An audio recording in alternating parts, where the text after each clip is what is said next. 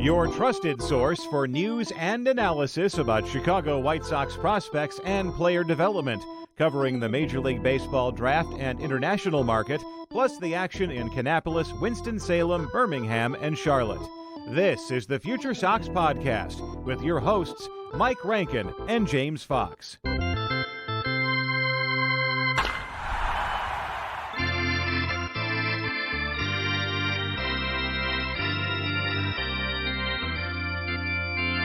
Welcome into the FutureSox Podcast. I am Elijah Evans, and I'm joined today by James Fox. We've got a different crew than usual today, and we are going to be talking about a little bit of everything. You know, we've got a lot going on with the Arizona Fall League wrapping up this coming weekend, and all the different decisions that have been going on within the White Sox organization, from player options to everything else with the coaching staff and rumors flying around. So James and I are really going to dive into it today. What's going on, James?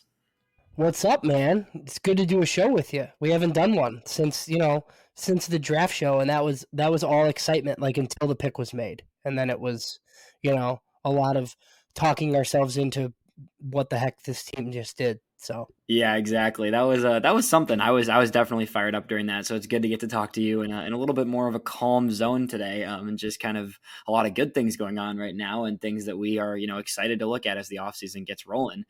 So let's get it going with some Arizona Fall League talk. So if everybody, I'm sure people have seen this already, but Colson Montgomery was the Fall Stars MVP a few days ago after hitting a home run and a single in the Fall All-Star game for the Arizona Fall League. He's just been, really impressive. He's had some ups and downs in the Arizona Fall League. We've seen kind of a variety of performances from him throughout that time in Arizona, while, he's facing some pitching at a level he hasn't quite faced in the past. And he's also, he's taking it with stride, and he's doing it, and he's improving throughout the time there. And it was just really good to see him on the big stage, just have that moment where it was like, man, this guy is going to be something, because we've seen it in spurts and we know what he's capable of. But at the same time, seeing it on that type of stage and seeing the attention he's getting and just watching him continue to mature as a player is really exciting to me. Yeah, I listened to the most recent MLB Pipeline podcast. That's one that I kind of listen to regularly. And they were just saying on there how impressive he's been, even just in interviews and stuff.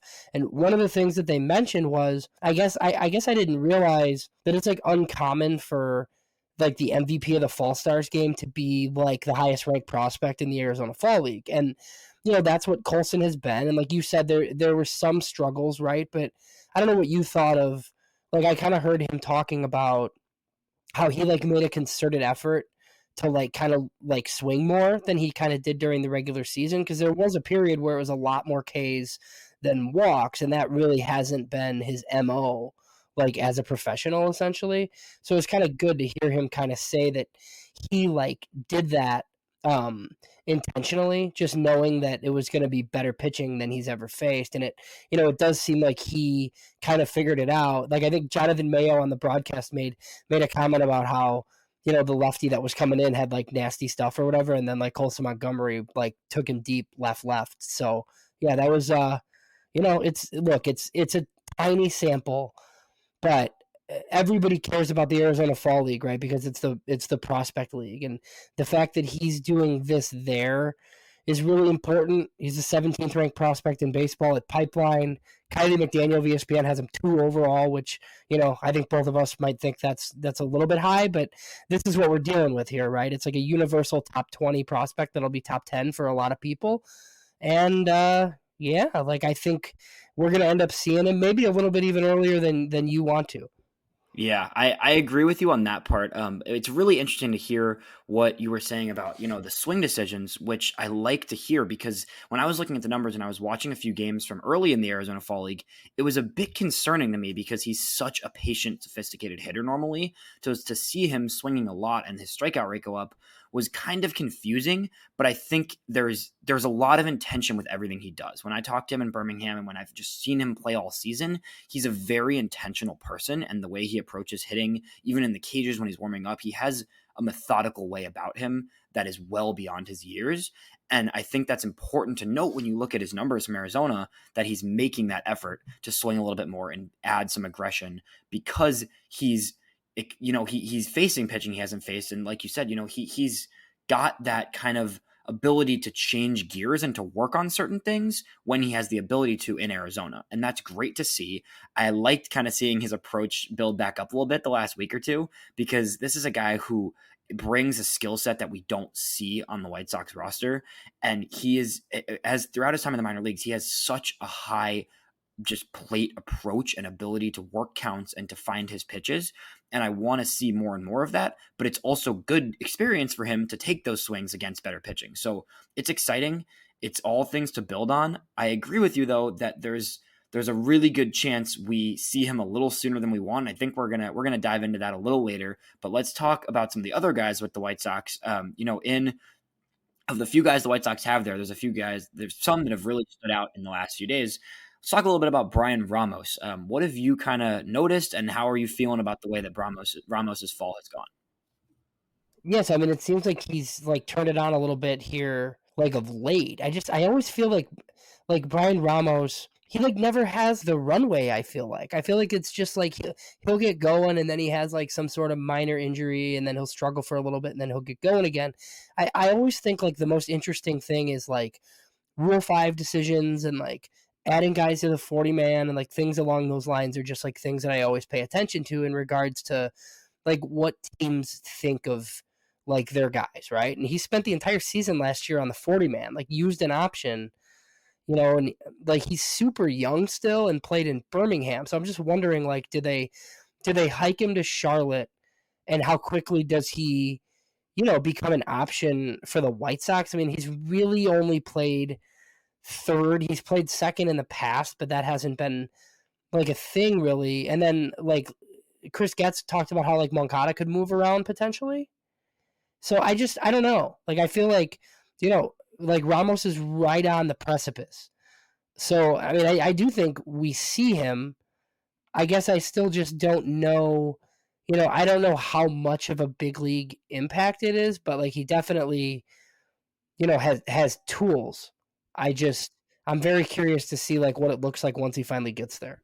It's interesting you said that about Getz, because my first thought the second I heard that quote was that's relating to Brian Ramos, because it has to be. There's nobody else that's coming up and playing third base anytime soon. And there's no reason you think about necessarily moving Moncada. I think you have to consider trading him, first of all, but I don't think you're moving him positionally as good as he's been at third base if it's not because of Ramos, essentially. So I think that I think he's the third baseman of the future in Chicago, and I've thought that for a long time. I think his swing just is going to keep getting better. It's maturing more with time. His approach has continued to get better as he's developed in the last year or two, and he's someone who just drives the ball. He can hit it to all different fields. He has that power upside where you wouldn't be surprised if you saw Ramos hit 25 home runs in a season, So I think there's definitely some things he's still tweaking, right? But he's still young. He has more experience than Colson Montgomery, and they're the same age. So I see Ramos as a guy who could have a really legit big league impact, probably needs a little more time. I think he probably is in Charlotte fairly early, if not to start the year, honestly. I mean, he even in an injury-riddled season for part of the season, he still kind of proved what he needed to prove in Birmingham, I think. He had his ups and downs, but the guy mashes lefties, first of all, and he's getting better with his approach against right-handers.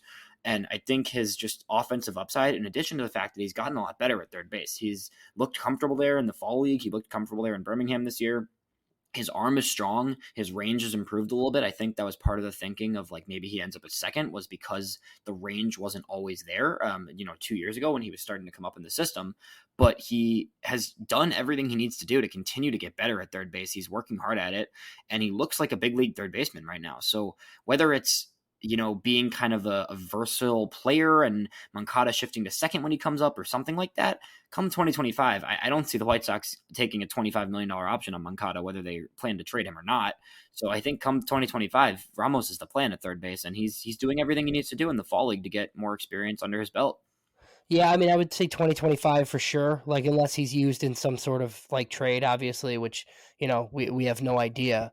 But I just kind of think this year, like as rough as it's going to be, and I do think we see like multiple stopgap veterans like signed, and they've been talking about improving the defense, and it's like not that terrible of a strategy. I just don't know how Brian Ramos like isn't like part of this thing. Probably this year, maybe soon. Like it, and they haven't seemed to really care that much about like getting these guys like a ton of run at Charlotte. So yeah, I mean, I think if, barring something happening where they like spin him for something else, like I think we're gonna see him fairly soon. And when he's played, he's been pretty impressive. He's always had power. He improved the walk rate like at Birmingham, which is like a pretty good sign. So yeah, I think he's pretty exciting. Yeah, let's shift to two of the relief pitchers that are in the fall league and have done an excellent job. Jordan Leisure, who was acquired by the Dodgers. If you all are interested, I did an interview with him a few weeks ago. It was great to kind of hear his perspective on the way he pitches and the way he approaches things.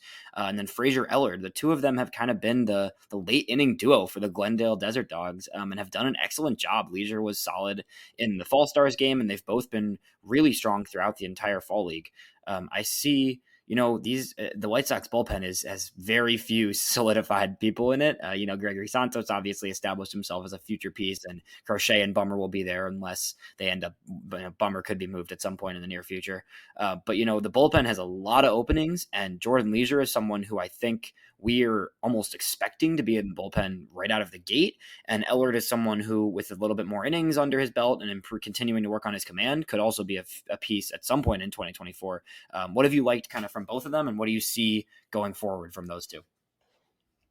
Yeah, I mean, Leisure is just like electric stuff. I mean, it just looks like a high leverage reliever. I mean, obviously he's struggled with walks, right? But I think that's like the type of guy that you just like stick with Brian Bannister, right?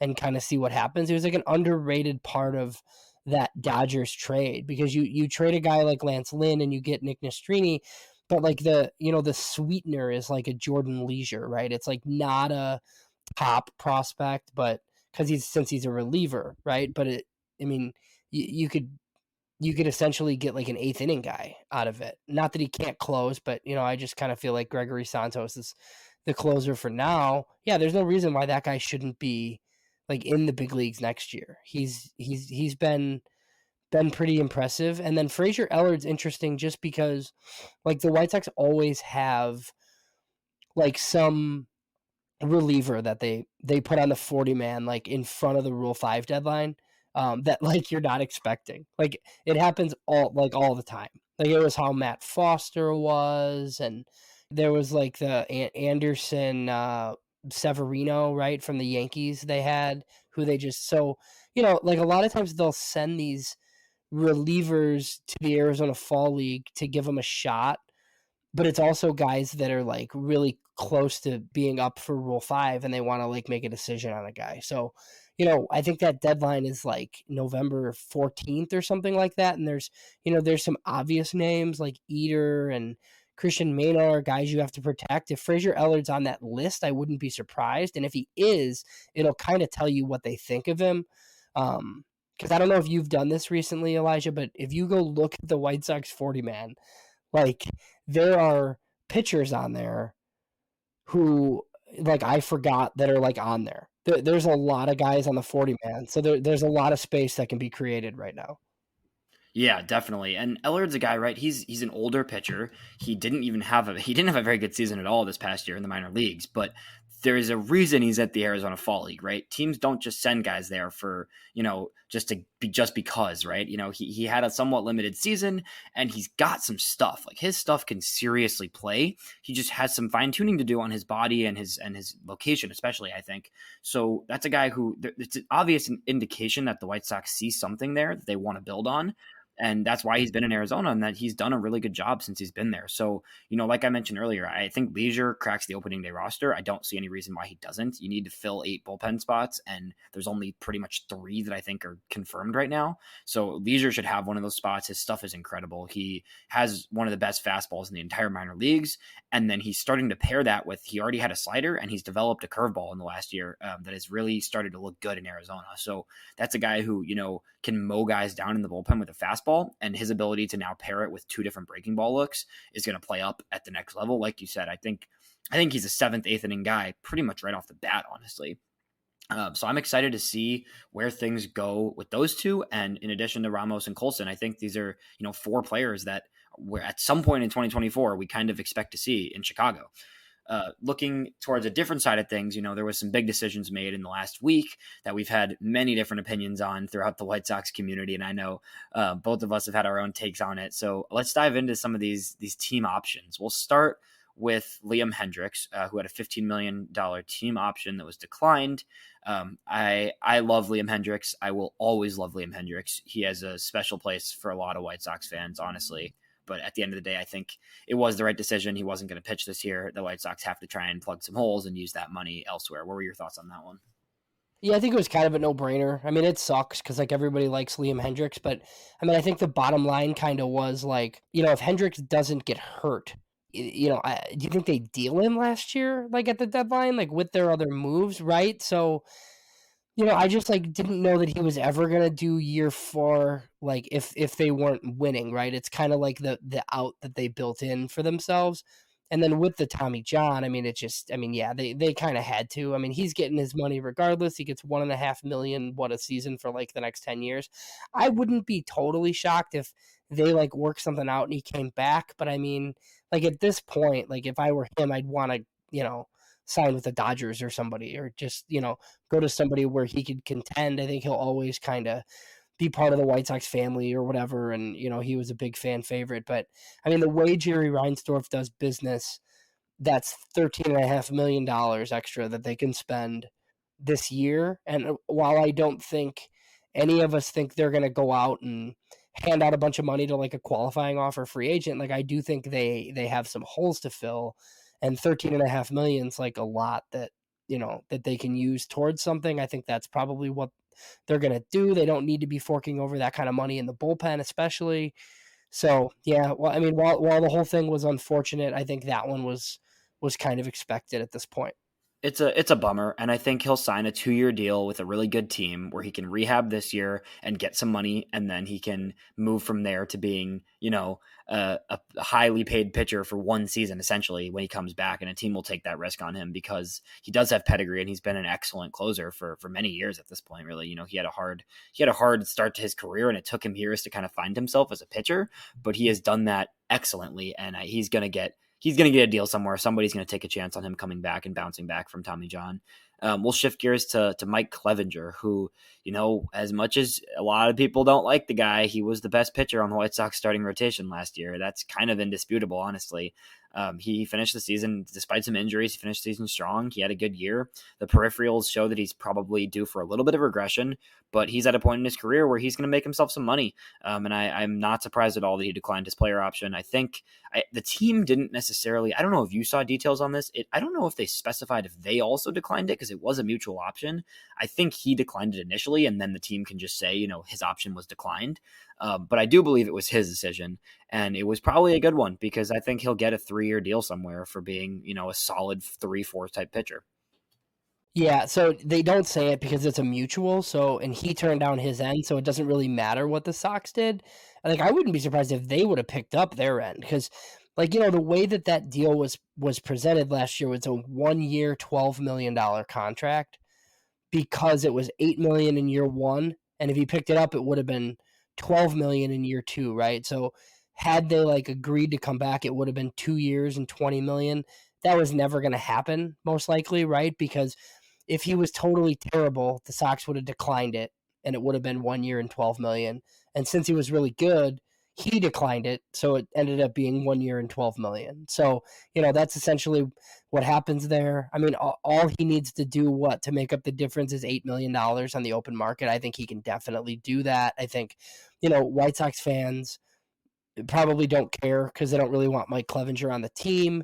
So, look, I don't really think it matters that much, but he did. He pitched pretty well down the stretch when nobody was watching anymore, and he probably will turn it into a multi-year deal, I would think.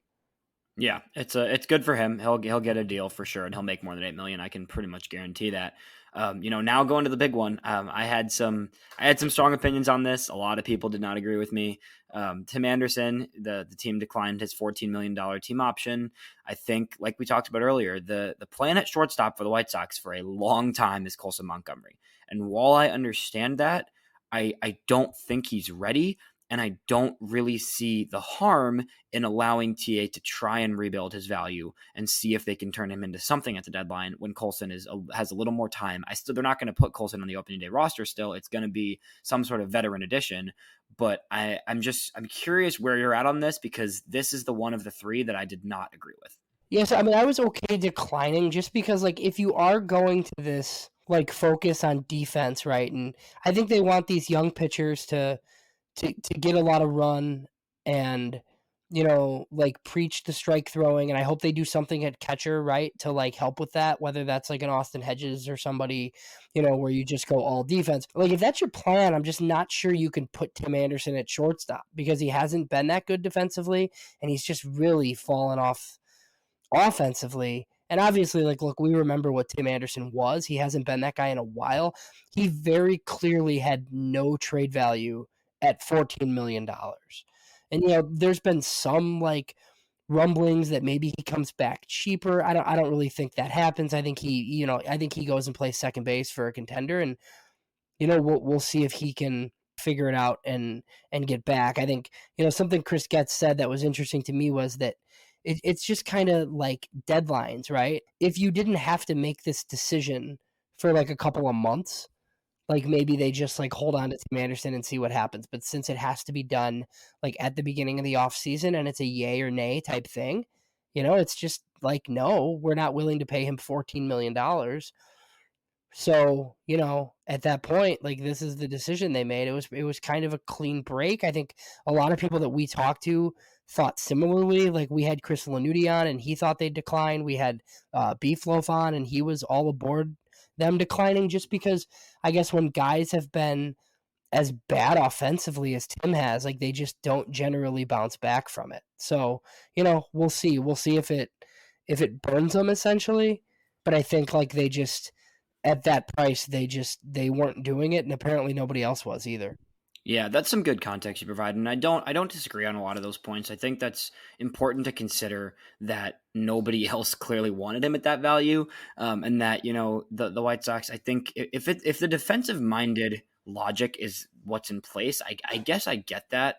I just sense the world where he goes to the Dodgers and he splits second base and shortstop with Gavin Lux and he becomes an all-star again, or he goes to the Mariners and he agrees to play second base full time and he elevates that offense to another level type of thing. It just, there's no winning almost sometimes with the White Sox. And that's what it felt like in this situation to me, because I get the idea of making the clean break, but I think he bounces back, and I know he's been really bad, and I don't know if bounces back means, all-star 2021 Tim Anderson, but I think he bounces back to at least an above average player, because I think it's important to remember just how good he was for a few seasons. And I know it's been since the middle of 2022, it's been really bad, but he was one of the better. I mean, he was a consensus top 10 shortstop in baseball. That was pretty clear. And I think for that position, given the level of options out there, the biggest reason I'm a little bit like, I don't get why they couldn't have maybe got something or tried to get something for him in the deadline. There is no free agent shortstops out there. The White Sox are going to sign somebody, but he is still, even coming off one of the worst offensive seasons in the entire league, he's still by far the best free agent shortstop available. So he's still going to get a deal. I think he's going to get some money. And I think that he's going to bounce back to a degree, and the Sox are just going to have to live with that. And that is okay. Honestly, it's okay. It's fine. But then what do you see being the plan at shortstop this season in terms of the timeline? Because I am really curious to see who is signed kind of for now, or if they kind of turn it over to Jose Rodriguez maybe, or what the plan is for the short term, and then when that turns into the Colson Montgomery show. Right, so I just think it's like kind of wide open, right? I mean, I don't think Colson is like super soon or anything, but I mean, it depends, right? Like Elijah, it depends where they start him. Like if they start him in Charlotte, it could be really soon. Because I just like don't know how long he needs to play there. So if it's June or even July, I do think we see him at some point. I think it's interesting to just kind of see how they build this thing, right? Because it's easy to say like they want like a stopgap veteran at shortstop, and look, I don't think that's going to be Elvis Andrus. I think on White Sox Twitter, what we've seen, like Paul DeYoung mentioned, and there's some other names where it's just like a defense focused thing. But I mean, maybe they get a young shortstop back in a deal. for somebody, right? Because I do think they're going to be pretty active. I don't know how quickly like Dylan Cease would get moved if they did it, or like you would think Aaron Bummer has like a lot of value to contenders. So, maybe they trade for like a youngish veteran that's at short. But yeah, I think their whole I just think their whole, both spots of their middle infield are going to be new probably. It's going to be interesting because it could even be like, everybody talk about the Cease to the Orioles thing. If you were to see that deal, you could even be like a Jordan Westberg or a Joey Ortiz who still has prospect status, right? And could play shortstop now, and then potentially both those guys are kind of Norby even. The Orioles are loaded with middle infielders who could then eventually be second baseman when Colson's ready for short. So it could be a league ready prospect. I think the most likely situation is just kind of that defensive minded veteran. And with second base, it's interesting to think about because I think my logic is that you should give the two young second basemen in the system just a chance at this point. I think both Lenin Sosa and Jose Rodriguez are at the point where it's like they either play and they prove themselves, or they play and they're kind of AAA guys for the long term, right? So it's an interesting situation to be in with both these spots now pretty wide open, where it could go a lot of different directions. And I would like to see, and like you said, an external acquisition would be nice, kind of a young but maybe slightly experienced player for either short or second, or a little bit of both maybe, would be interesting to see. But I still think the most likely situation is a veteran shortstop with kind of the young guys second base for now, and then eventually Colson coming up and taking that shortstop spot. It's gonna be really interesting. But for now, I think we're going to have plenty of time this offseason. Everybody who listens to us, we're going to have so many breakdowns of all the roster and everything else this winter. But let's talk a little bit about all the coaching news this week. And I'll get it started with you and kind of give us an idea of some of your favorite hires of all these coaching staff and some of the ones you were a little bit more confused about. Well, so like when I saw the Marcus Timms thing, like I was cool with it because of like where he's been. And like some of the things that he's preached, like he's a big like control the strike zone and then hit homers type guy. But then as we talked about before the show came on, like he's been White Soxed already, I guess, where he's like, kind of talking about Getz and Griffol's image of like bunting and moving the ball around and stuff, which I can't stand because he's just, it's like really hard to win like that. So I guess it kind of depends on what team they have. That one I thought, was interesting.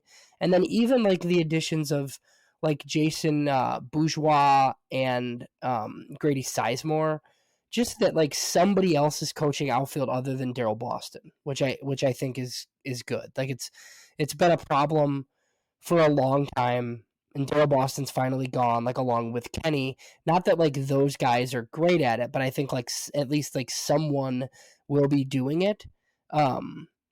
And then, Butera, I saw Chris Getz mention that they think he's a future manager. Like he's, just a backup or even like third catcher in the big leagues for a long time. Those are the type of guys that turn into managers.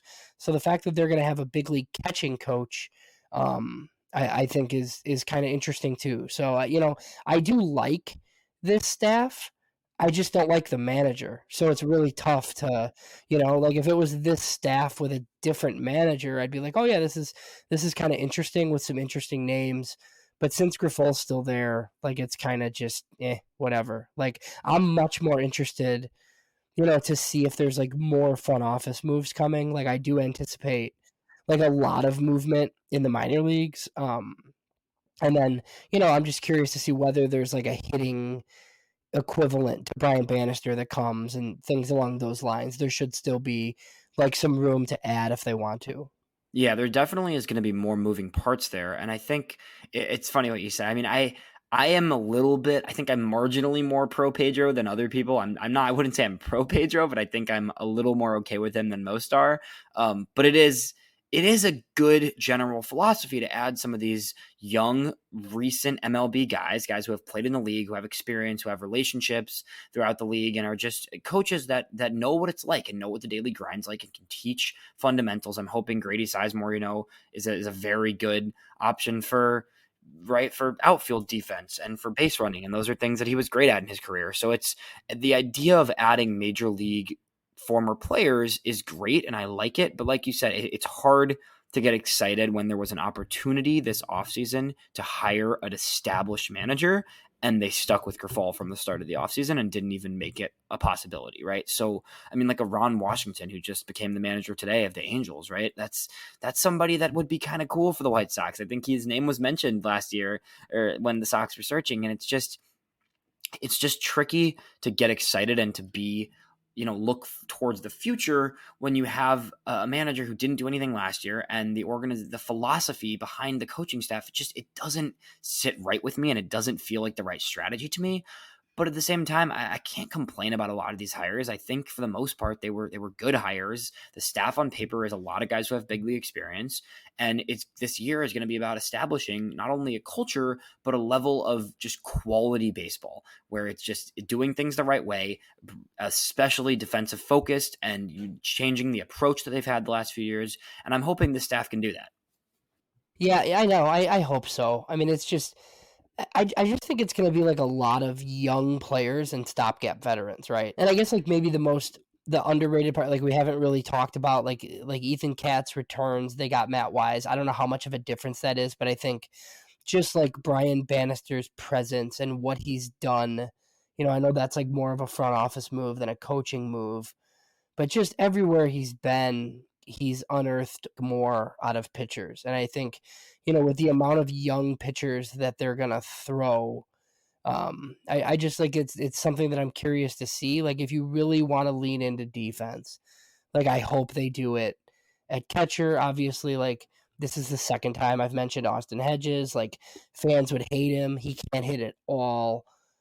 But I mean, yeah, it's like the Martin Maldonado thing. It's just like, exactly what you're getting.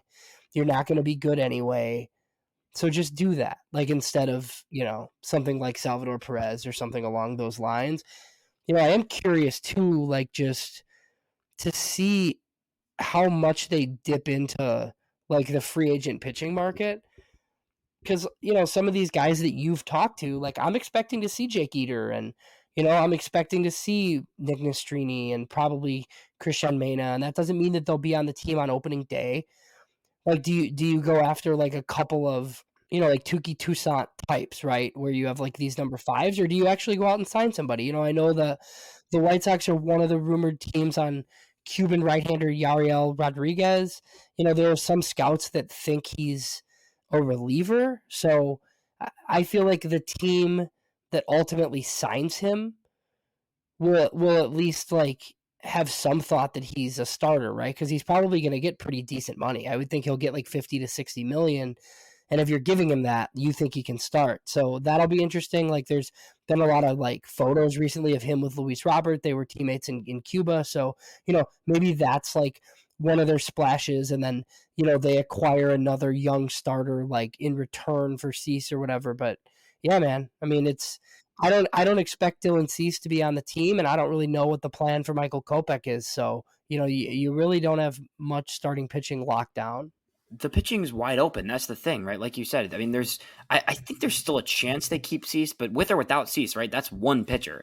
I think Kopech is destined for either a trade or a bullpen role eventually. Maybe they just keep riding it out with him as a starter, but he does not look like an MLB starter.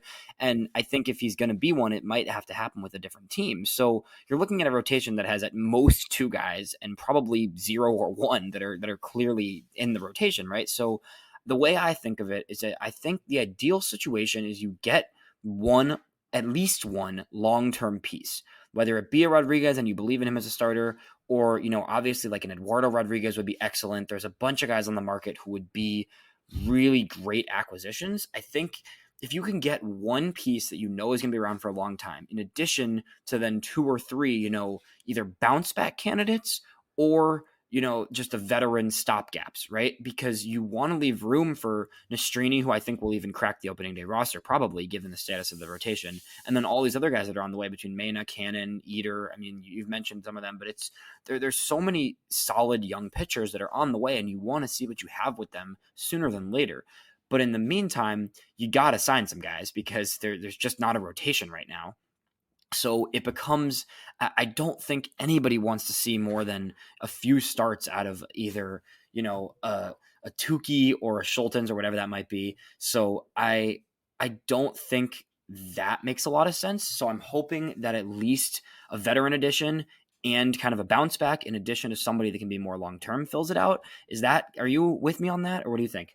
Yeah, I think that makes a lot of sense, especially if like Yariel Rodriguez is like your big ticket item, right? If you think even if you think he's a number 4 starter and it's 4 years and 60 million or something, right? Like he's only 25.